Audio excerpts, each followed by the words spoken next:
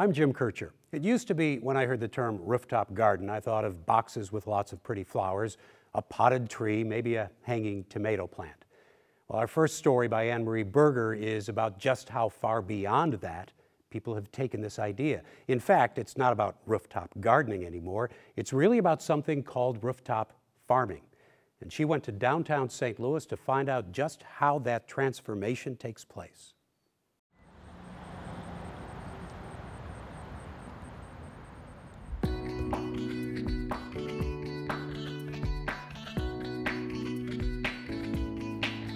Farming, it's not just for wide open spaces. There's a new, greener trend in urban areas, rooftop farming. And on top of this two-story storage building in downtown St. Louis, farmers began planting roots this past summer. So this area that you see in front of you is going to become a real functioning farm with plants in the ground, soil on top of the roof, and it's going to also become part of a community garden as well for the city. Food Roof Farm is the vision of Urban Harvest STL, a community organization working to transform underutilized city spaces into productive local food systems. This building is structurally strong enough to hold the weight of the farm.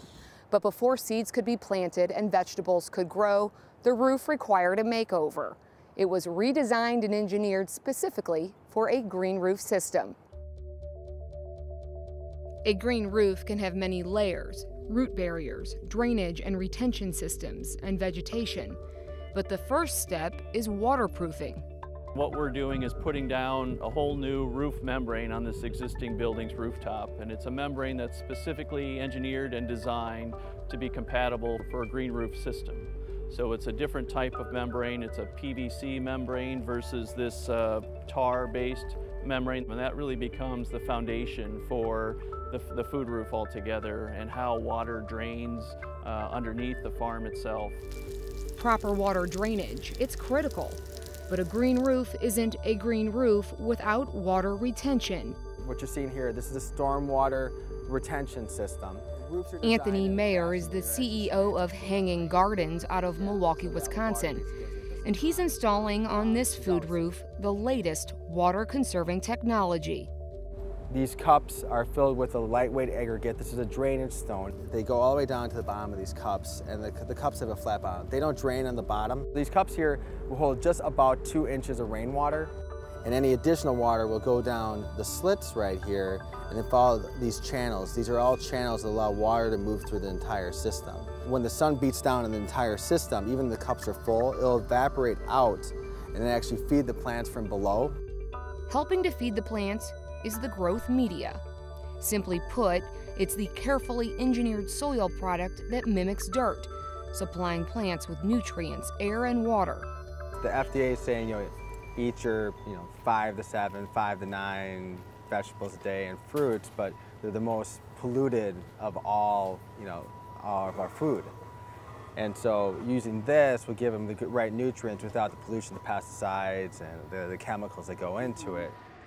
The growing media on Food Roof Farm is called the Water Grip Brownie, and it's half the weight of normal growing media.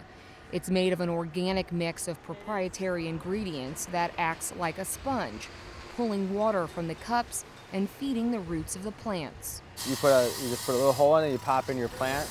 And using conserved rainwater reduces the irrigation needs by 50 to 75%.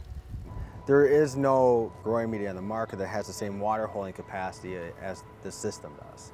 And so when this holds 2 inches of water, just in itself, your normal growing media, might get you, 1.25 inches. But this green roof system does more than help water the plants. It lessens the amount of water that flows through the city's storm and sewer drains, mitigating stormwater management and polluted runoff in adjacent rivers, streams, and lakes. In their first growing season on just a 1/5 of an acre rooftop, Food Roof Farm produced 62 varieties of food crops and more than 1,000 pounds of food, most of which was donated to a local homeless shelter.